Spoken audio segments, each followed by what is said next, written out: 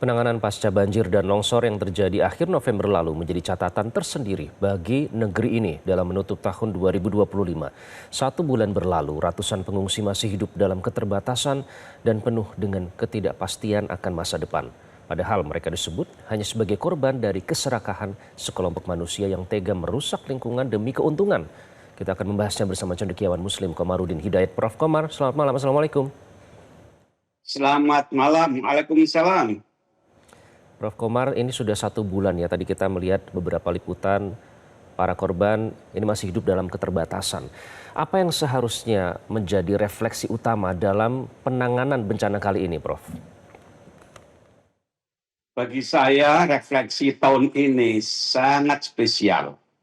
Tidak hanya refleksi perjalanan setahun terakhir, tapi bisa juga kita bertanya, jangan-jangan ini salah satu akibat dari kebijakan selama 2 dekade terakhir ini tentang bagaimana mengamankan hutan. Atau kalau lebih lanjut lagi, ini persis di ujung usia generasi reformasi. Karena satu orde itu usianya 25 tahun satu generasi, sehingga persis sekarang ini berakhir orde reformasi. Dan ini mestinya menjadi refleksi perjalanan orde dan mungkin juga 2 dekade terakhir ini, bukan setahun terakhir ini, karena ini akibat dari apa yang kita lakukan selama ini. Bukan semata siklon, tapi juga bagaimana pembangunan, pemerataan pembangunan, bagaimana menjaga hutan dan seterusnya. Jadi saya berharap pemerintah, Presiden Prabowo, ini momentum untuk meninjau ulang strategi pembangunan yang berlangsung selama 2 dekade terakhir ini. Oke, jadi Anda menyebut selama 2 dekade terakhir. Saya ingat, Prof, sebuah analisis menyatakan bahwa memang siklon dan fenomena alam lain, anomali cuaca itu berpengaruh. Tapi kondisi lingkungannya sebenarnya sudah rapuh terlebih dahulu. Jadi ini hanya pemicu, tapi kondisi lingkungannya sebenarnya sudah sangat mudah untuk terjadi bencana yang dahsyat seperti ini. Jadi kebijakan mengamankan hutan selama 2 dekade ini dasarnya apa kalau Prof melihat? Artinya tidak mempertimbangkan masa depan dari ekosistem itu sendiri? Sejak adanya desentralisasi, orang itu menggunakan menggarap hutan, juga tambang, tidak hanya lewat pintu pusat, tapi lewat pintu daerah-daerah. Dan berapa kebijakan yang tidak bijak oleh Pemda, maka orang diberi konsesi untuk menggarap hutan yang tanpa pertanggungjawaban.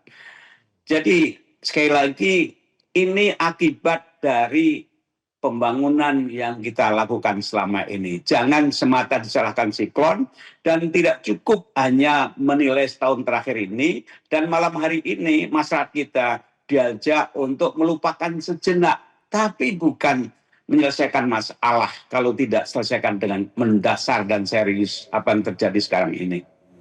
Oke, dan itu dibuktikan ya, Prof, kalau kita melihat video-video langsung dari lokasi bencana, kita lihat ada batang-batang pohon yang terlihat pohon masih baru, artinya itu bukan pohon yang lapuk dan otomatis tumbang karena faktor cuaca, tapi memang baru ditebang, sudah begitu potongannya rapi. Jadi faktor alih fungsi lahan dan hutan ini diduga menjadi penyebab yang kuat, Prof, atas dahsyatnya dampak bencana di Sumatera ini. Apakah manusia gagal, terutama di Indonesia ya, menjaga keseimbangan antara alam dan keuntungan material, Prof?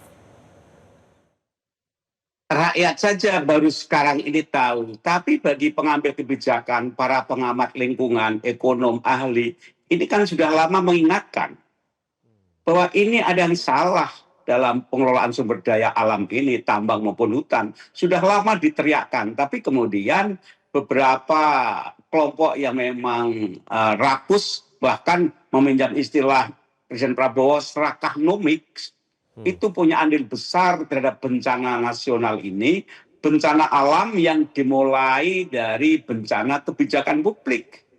Ini akibat saja dari yang dimulai dari bencana kebijakan publik dalam mengelola hutan.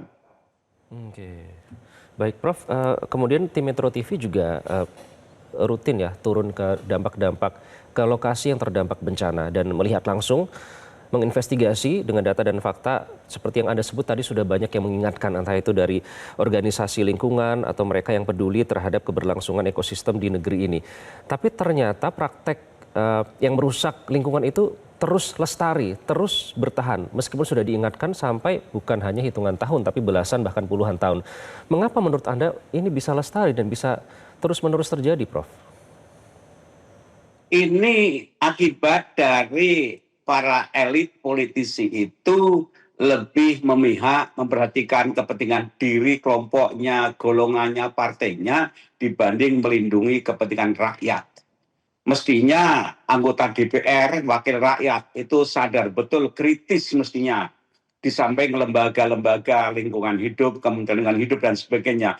Mereka kan punya data yang kuat, mereka ekonom, mereka punya data. Jadi kalau sekarang teriak-teriak, itu sudah terlambat sekali. Rakyat aja sekarang jadi korban baru teriak-teriak, padahal data otentik ilmiah udah ada sebelumnya kok. Oke, data sudah ada semua, artinya itu bisa menjadi dasar untuk setidaknya melakukan penegakan hukum ya.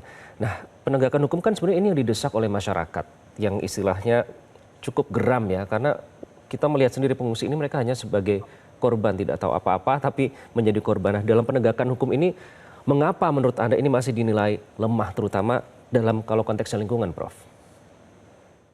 Hukum itu pada awalnya adalah untuk melindungi rakyat. Hukum itu membela hak asasi manusia. Tapi oleh kelompok yang rakus, hukum itu disalahgunakan untuk melindungi tindakan kerakusannya.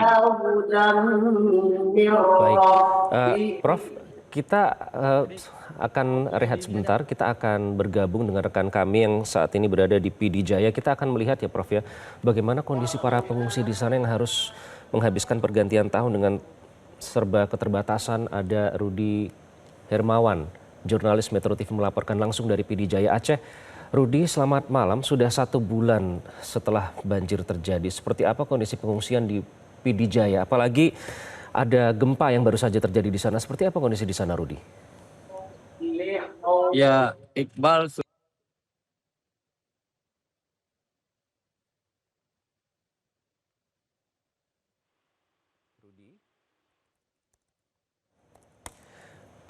Baik, mohon maaf karena terjadi kesulitan komunikasi. Pemirsa, memang di beberapa wilayah sampai saat ini masih sulit untuk berkomunikasi dan ini tentu menjadi pertanyaan tersendiri jika sambungan komunikasi masih sulit di daerah-daerah yang terdampak bencana. Ya, kita harapkan janji dari pemerintah untuk segera memperbaiki saluran komunikasi bisa segera dilaksanakan supaya kebutuhan yang paling dibutuhkan saat ini oleh para pengungsi bisa terpenuhi. Kita akan kembali ke Prof. Komar sambil membahas, kami sambil menghadirkan informasi dan gambar terkini dari PD Jaya Aceh. Nanti kami akan kembali mengajak Anda untuk bergabung dengan Rudi Hermawan. Prof. Komar, kalau kita lihat ya kondisi pengungsian sampai saat ini sulit, sinyal masih sulit di beberapa daerah, listrik juga belum tersambung. Nah, jadi yang paling bertanggung jawab kalau dalam konteks kenegaraan ini siapa, Prof? Kalau terjadi bencana seperti ini yang bukan hanya disebabkan oleh faktor alam, siapa yang paling bertanggung jawab dalam konteks kenegaraan, Prof? Tentu saya merasa bersimpati ya kepada Presiden Prabowo yang baru naik langsung dihadapkan pada berbagai masalah seperti ini. Tapi sekali lagi Presiden Prabowo itu kan sebagian menerima dampak dari kebijakan sebelumnya. Kalau ditarik lebih lanjut lagi, kalau kita cari aktor-aktornya, ini kesalahan parpol. Parpol itulah yang menentukan siapa duduk di DPR. Parpol itulah yang menentukan siapa presiden dan wapres. Dan parpol juga yang menempatkan orang-orang yang duduk di jabatan strategis.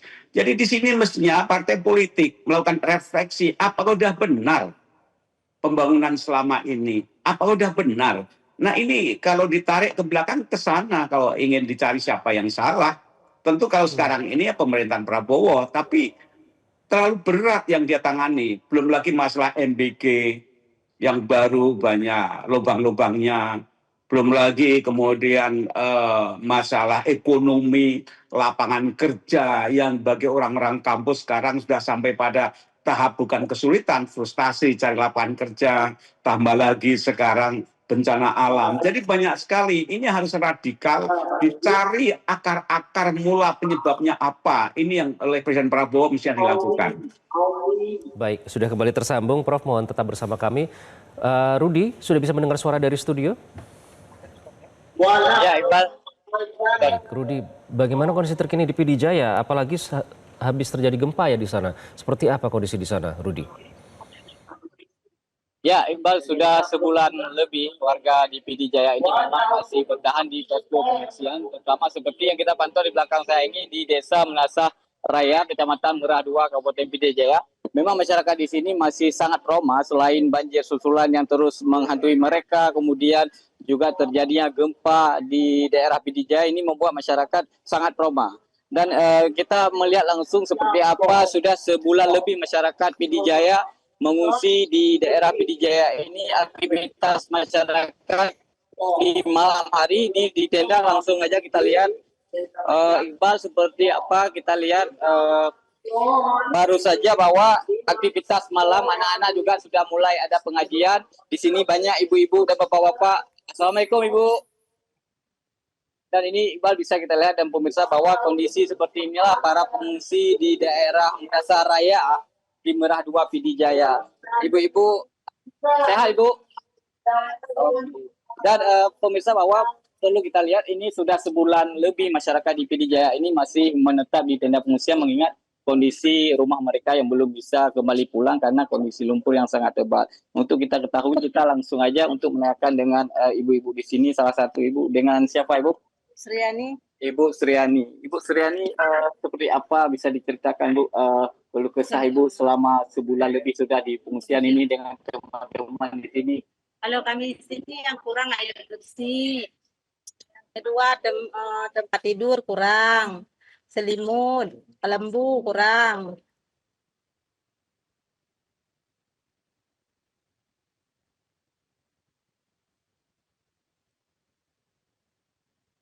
Kalau hujan kami di sini banjir, harus pindah lagi. Berarti Ibu di lokasi ini kalau sedikit terjadinya hujan ataupun ada genangan air langsung banjir itulah. Ya, kami pindah lagi. Terus untuk pemenuhan sehari-hari Ibu untuk makanan seperti apa di sini Bu? Kalau di sini masih ada. Baik, di sini berarti ada promo. Kemudian Ibu ini kan karena malam ini adalah penghujung 2025, sebentar lagi beberapa jam lagi akan mengganti tahun, artinya sudah tahun 2026.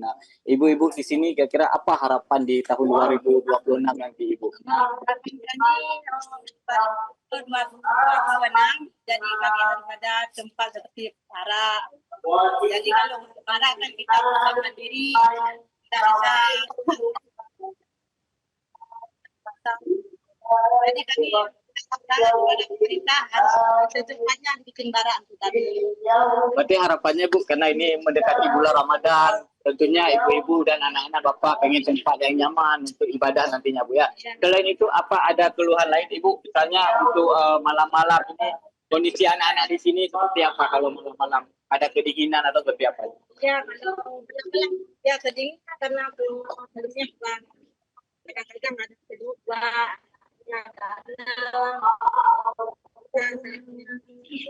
Baik, Bu Sriani ya, Bu Sriani, ibu-ibu terima kasih atas informasinya. Iqbal dan pemirsa bahwa inilah sedikit ungkapan dari ibu-ibu di sini bahwa perlu kita ketahui bahwa selama ini di PD Jaya ini memang rawan banjir sehingga masyarakat di sini sangat prihatin dengan tinggal di tenda seperti ini yang serba keterbatasan. Masyarakat di sini saling berdesak-desakan apalagi ramai anak-anak. Harapan mereka di 2026 mendatang mereka setidaknya untuk dipercepatkan dulu untuk tinggal di hunian sementara sambil menunggu langkah selanjutnya yang akan dilakukan oleh pemerintah untuk dibangun hunian tetap atau dibangun kembali rumah. Karena di wilayah kita berada di sini memang daerah salah satu terparah. Rumah-rumah masyarakat di sini semuanya hampir 1% tertimbun dengan lumpur hingga 3 meter sehingga sulit dilakukan pembersihan. Iqbal, kembali ke studio.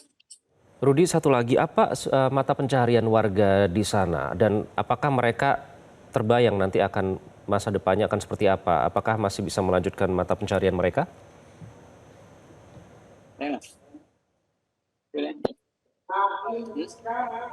Baik, tampaknya kami mengalami kendala komunikasi. Terima kasih Rudi Hermawan melaporkan langsung dari PD Jaya Aceh. Kita kembali ke Prof. Komarudin. Prof. Komar, kita pahami ya, pemerintah pasti akan melakukan upaya terbaik mereka. Artinya setidaknya secara simbol juga Presiden Prabowo berada di Sumatera untuk menghabiskan malam tahun baru bersama para pengungsi. Presiden bersama jajarannya tentu akan melakukan berbagai upaya untuk menangani pasca bencana. Tapi tidak bisa dipungkiri juga, kami turun langsung ke lapangan, di beberapa titik kami menyaksikan langsung terkesan bahwa upaya pemerintah itu belum maksimal atau bahkan ada beberapa daerah yang masih terisolasi beberapa hari setelah bencana. Apa yang bisa berbeda dilakukan dalam penanganan bencana ini jika kita menarik ke belakang? Sejak awal apa yang bisa dilakukan supaya lebih baik penanganannya, Prof. Komar? Ya, kalau tidak salah Presiden sudah 4 kali berkunjung ke daerah bencana. Mungkin ya lebih baik sungguhnya kalau jangan langsung Presiden. Kita ada Menteri Perumahan, bagaimana perhatiannya, ada Menteri Sosial, ada Menteri Kehutanan, ada Menteri Pertanian. Yang kurang kesan saya koordinasi dan komunikasi pada masyarakat. Saya percaya pemerintah sudah berbuat banyak, tapi komunikasinya yang kesan saya itu kurang. Apakah ini indikasi dari koordinasi yang kurang atau apa? Saya bersangka baik saja. Jadi kasihan Presiden kalau harus ke sana terus. Mestinya menteri-menteri yang turun langsung ke sana, Menko-Menko itu gitu. Itu harapan saya begitu. Presiden itu adalah kalau main catur itu kan tokoh terakhir. Jadi kalau Presiden sampai masih kurang berhasil, itu ya sudah kartu yang terakhir kan. Padahal tangan Presiden itu kan terbatas. Tangan pemerintah terbatas. Sementara bencana ini terjadi di berbagai tempat. Jadi lagi-lagi ini saya kurang tahu persis mengapa kesan saya koordinasinya itu kok kurang. Mungkin saja komunikasinya atau mungkin saya yang ketinggalan informasi. Oke. Baik, sedikit Prof, keteladanan seperti apa sih bentuknya yang dibutuhkan oleh masyarakat Indonesia saat ini untuk membuktikan komitmen dari pemerintah supaya tidak terjadi hal serupa di masa mendatang? Ya, lagi-lagi mestinya ada posko pusat, koordinasi pusat, kemudian dia menggerakkan sekian banyak mitra-mitra menterinya dan Pemda dan juga masyarakat. Masyarakat kita itu solidaritasnya tinggi loh. Tapi yang muncul ke permukaan kan kadang-kadang opini yang miring, yang muncul, saling salah menyalahkan, ini kan tidak sehat. Saya sebagai Ketua Dewan Pers, saya terima kasih pada media massa yang telah membantu masyarakat, pemerintah, untuk menunjukkan mana wilayah-wilayah yang belum. Tentu yang banyak sudah dilakukan oleh pemerintah, nggak usah dilakukan lagi. Kalau toh media massa menunjukkan yang kurang, justru itu mestinya sebagai masukan bagi pemerintah, jangan malah kemudian dilarang-larang untuk memberitakan gitu. Pers itu kawan yang baik kok bagi pemerintah. Mereka baik sekali kok. Jadi ketika pers turun ke lapangan, bisa saja menyiarkan kinerja pemerintah yang sudah all out. Bisa juga menyiarkan yang kurang, bisa juga dua-duanya. Hemat saya yang dibutuhkan keseimbangan, objektivitas, dan kerjasama yang baik. Jadi saya setuju kalau pers itu, dan saya terima kasih pada pers yang telah memberitakan, dan saya rasanya kurang setuju kalau pers memberitakan itu agak dilarang-larang. Padahal apa? Karena tangan pemerintah kan terbatas, mata pemerintah terbatas. Jadi perlu dukungan pers untuk menyampaikan mana daerah yang kurang itu. Baik. Terima kasih Prof. Komar, apalagi kalau kita dengarkan beberapa statement dari pejabat yang sempat dinilai tidak sensitif ya. Rasa-rasanya kita jarang sebelumnya mendengarkan statement-statement yang tidak sensitif seperti itu. Terima kasih Prof. Komar sudah bergabung dengan Prime Time News. Semoga refleksi ini bermanfaat bagi kita semua. Jelajahi cara baru mendapatkan informasi. Download Metro TV Extend sekarang.